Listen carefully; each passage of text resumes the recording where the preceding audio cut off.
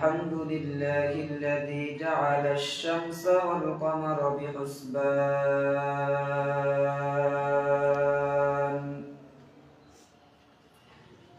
والنجم والشجر يسجدان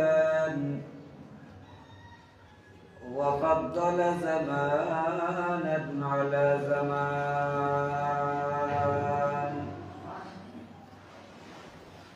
كما فضل مكانا على مكان وإنسانا على إنسان ونشهد أن سيدنا وسندنا وحبيبنا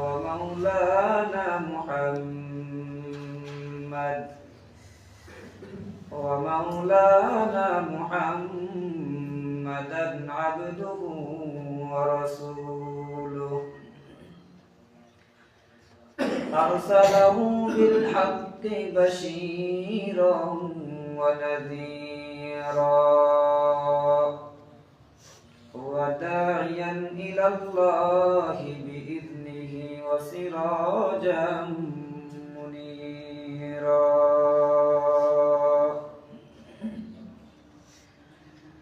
أما بعد فأعوذ بالله من الشيطان الرجيم بسم الله الرحمن الرحيم سبحان الذي أسرى بعبده ليلا من المسجد الحرام إلى المسجد الأقصى الذي باركنا حوله لنريه من آياتنا إنه هو السميع البصير صدق الله مولانا العظيم قال رسول الله صلى الله عليه وسلم الصلاة معراج المؤمنين أو كما قال النبي عليه الصلاة والسلام اللهم صل على محمد وعلى آل محمد كما صليت على إبراهيم وعلى آل إبراهيم إنك حميد مجيد اللهم بارك على محمد وعلى آل محمد كما باركت على إبراهيم وعلى آل إبراهيم إنك حميد مجيد قالوا سبحانك لا علم لنا إلا ما علمتنا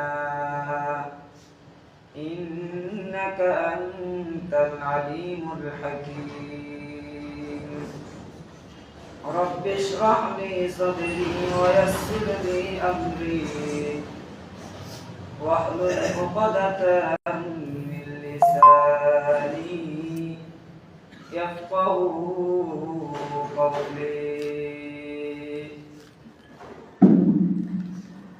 আলহামদুলিল্লাহ মহান রব্বুল আলামিনের দরবারে অসংখ্য অগণিত শুকরিয়া জ্ঞাপন করি যে মহান রব্বুল আলামিন পৃথিবীর এই ক্লান্তি লগ্নে দুনিয়ার হাজারো মানুষ থেকে যাচাই বাছাই করে আমাদেরকে মহান রব্বুল আলামিনের হুকুম পালন করার উদ্দেশ্যে ঘর থেকে বের হয়ে পৃথিবীর শ্রেষ্ঠ ঘর মসজিদ পর্যন্ত আসা এবং বসার জন্য তৌফিক দান করেছেন। সেই মহামুনিবের দরবারে মুসলমান হিসেবে উচ্চ আওয়াজে অন্তরস্থল থেকে কালিমাতুশ শুকর আদায় করি আলহামদুলিল্লাহ। আলহামদুলিল্লাহ।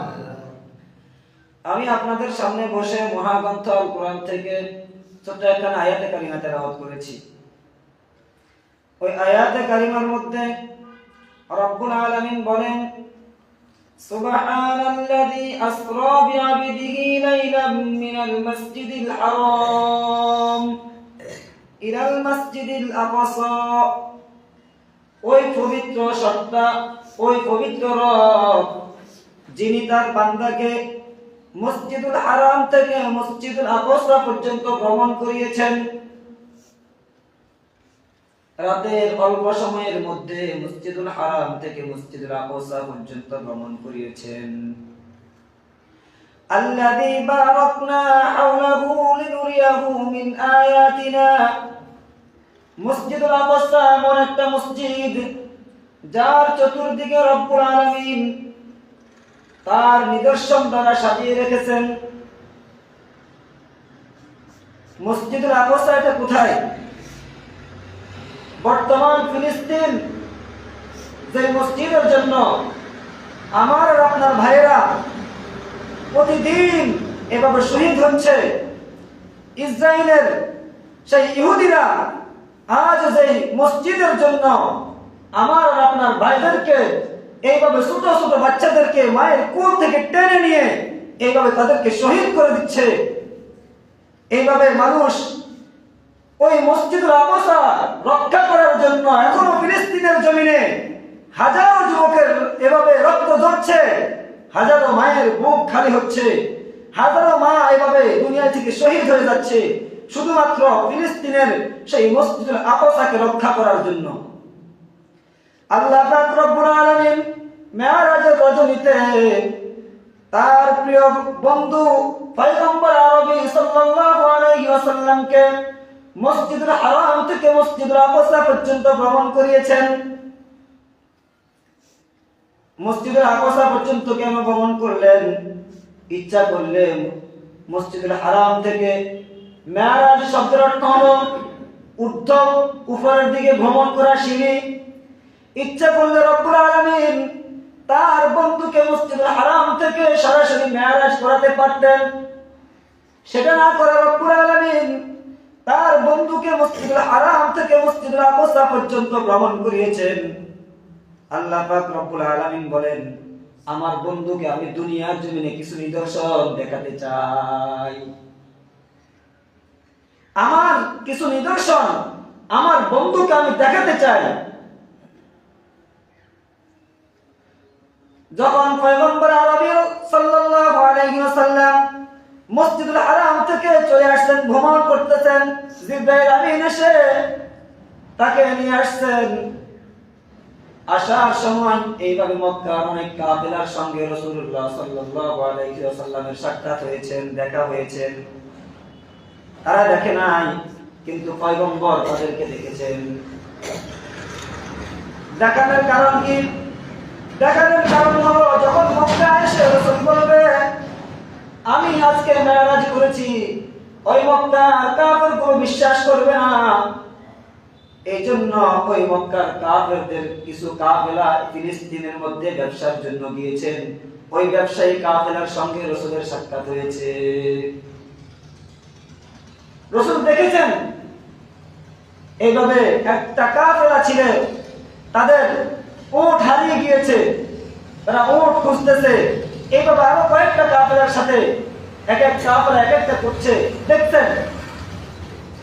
এরপরে মসজিদুল আকসাতে গিয়ে দেখেন হযরত আদম পয়গম্বর থেকে ঈসা পয়গম্বর পর্যন্ত যত নবীকে আল্লাহ পাক দুনিয়াতে পাঠিয়েছেন সমস্ত পয়গম্বর ওই জায়গাতে উপস্থিত আছেন।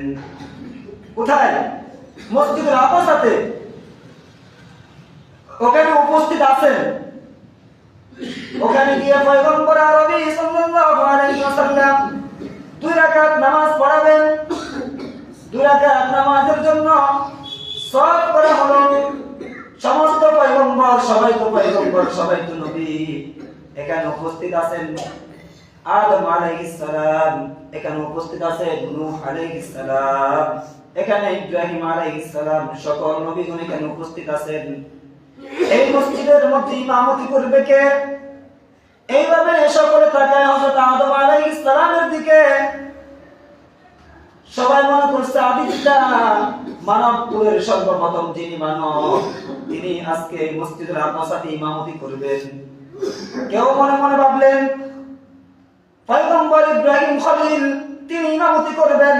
কেউ মনে করলেন নূহ আলাইহিস সালামকে দ্বিতীয় আদি পিতা বলা হয়, তিনি ইমামতি করবেন।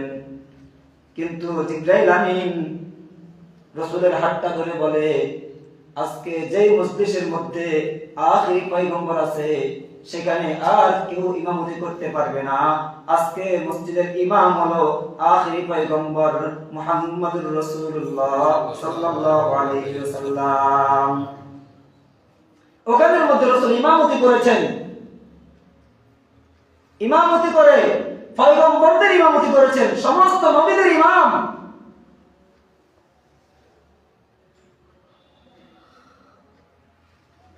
নামাজ শেষ করে আল্লাহ পাক আবার রাসূলগণকে যার যার স্থানে নিয়ে গিয়েছেন। এদিকে বুরাকের ফিলে করে আখিরি পয়গম্বর এইভাবে চলে যাচ্ছে মেরাজের জন্য। যাওয়ার সময় তাকে জান্নাত দেখানো হয়েছে, জাহান্নাম দেখানো হয়েছে। এইভাবে লোহকম যা কিছু আল্লাহর সৃষ্টি যা কিছু আছে সব কিছু দেখানো হয়েছে। যাওয়ার সময় ইতিমধ্যে একজন বৃদ্ধ মানুষ আখিরি পয়গম্বরকে ডাক দিলেন, ওগো পয়গম্বর আমার দিকে একটু আসেন। কিন্তু জিবরাইল বলে না, পয়গম্বর সেদিকে যাওয়া যাবে না। রাসূল বলে, তো বৃদ্ধ মানুষ আমাকে ডাকছে, কিন্তু তুমি কেন বাধা দিচ্ছ? বলে না, আপনাকে সেই দিকে যেতে দেওয়া হবে না, আপনি আমার সঙ্গে হয়ে আমার সাথে যাবেন। রাসূল আর ওই দিকে গেলেন না, আবার জিবরাইলের সাথে গমন করলেন। ভ্রমণের কিছু দূর যাওয়ার পর আবার দেখলো অনেক বৃদ্ধা একজন মহিলা বিবাহের সাথে সজ্জিত হয়ে বসে আছে। মনে হয় যেন আজকে তার বিবাহ অনুষ্ঠান। এমন সাজে সজ্জিত হয়ে ওই মহিলাটা বসে আছে। যখন পয়গম্বর যাইতেছিলেন, পয়গম্বরকে ডাক দিলেন, ওগো পয়গম্বর এদিকে আসেন। কিন্তু জিবরাইল আমিন বলে না, পয়গম্বর ওইদিকে যাওয়া যাবে না। বলে কারণ কি? ওখানে আমাকে একজন বৃদ্ধ মানুষ, বয়স্ক মানুষ আমাকে ডেকেছে, তুমি আমাকে যাইতে দাও নাই। এখন একজন বৃদ্ধা মহিলা আমাকে ডাকছে, তুমি আমাকে কেন যাইতে দিচ্ছ না? আমি যাবই, আমি ওই মহিলাটার কথা শুনবো। জিবরাইল বলে না, সেদিকে যাওয়ার আপনার অনুমতি নাই। বলে কারণ কি? তাহলে আমাকে বলো। তখন জিবরাইল আমিন বললেন, প্রথম আপনি যে মানুষটাকে দেখলেন ওটা আসলে মানুষ নয়, ওটা হলো ইবলিস। ইবলিস মানুষের ভালো চাই, ইবলিস তো মানুষকে জাহান্নামের দিকে নিতে চায়। আপনি প্রথম যে বৃদ্ধ পুরুষটাকে দেখেছেন ওটা আসলে কোনো পুরুষ নয়, ওটা কোনো মানুষ নয়, ওটা হলো ওই শয়তান যিনি আল্লাহর সাথে চ্যালেঞ্জ করে এসেছেন, আমি আপনার বান্দাদেরকে জাহান্নামের লাকড়ি বানিয়ে দিব। এই চ্যালেঞ্জ করে ইবলিস এই দুনিয়ার জমিনে এসেছেন। এই জন্য ইবলিস যখন আপনাকে ওইদিকে ডাকলো, আমি আপনাকে সেদিকে যাইতে দেই নাই। বলে বুঝতে পেরেছি ওটা ইবলিস ছিল। এখন যে বৃদ্ধা মহিলা আমাকে ডাকছে তিনি কে? বলে এটা আর কেউ নয়, এটা হলো আপনার দুনিয়া নামক বস্তু। এই দুনিয়ায় এভাবে বয়স অনেক বেশি হয়েছে। দুনিয়ার বয়স কম হয়েছে? দুনিয়ার বয়স কম নয়, দুনিয়া অনেক বৃদ্ধ হয়ে গিয়েছে। কিন্তু আমরা যারা যখন আসি তখন দুনিয়াটাকে নতুন নতুন করে দেখতে পাই। আমাদের দাদার আমলটা ছিল একরকম, বাবার আমলটা আরেক রকম ছিল। আজকে আমরা দুনিয়াটাকে অন্যরকম দেখছি। ঠিক আমাদের ছেলে সন্তান যারা আছে তাদের কাছে দুনিয়ায় আবার আপডেট হয়ে আবার নতুন ভাবে এইভাবে তাদের সামনে এসেছে। ওই দুনিয়ায় আপনাকে দুনিয়ায় মুখী করার জন্য ডাকছে, এই জন্য আমি আপনাকে সেই দিকে যাইতে দেই নাই। কারণ কি? যে মানুষগুলো বেশি দুনিয়ায় মুখী হয়ে যায় ওই মানুষগুলো গুনাহ করে বেশি।